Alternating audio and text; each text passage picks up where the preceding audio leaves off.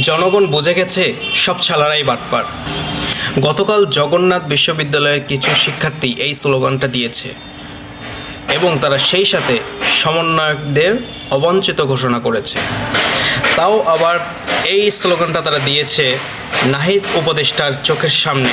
মূলত তারা নাহিদ ভাইকে হেনস্থা করার চেষ্টা করেছে। যারা এসব স্লোগান দিয়েছো তাদের উদ্দেশ্যে কিছু কথা বলতে চাই।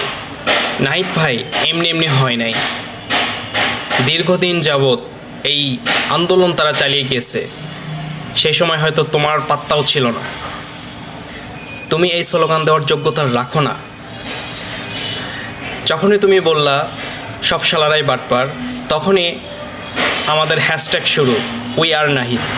দেশ স্বাধীন হওয়ার পেছনে তারা অনেক গুরুত্বপূর্ণ ভূমিকা পালন করেছে, তার অবদান আমরা ভুলে যেতে পারি না।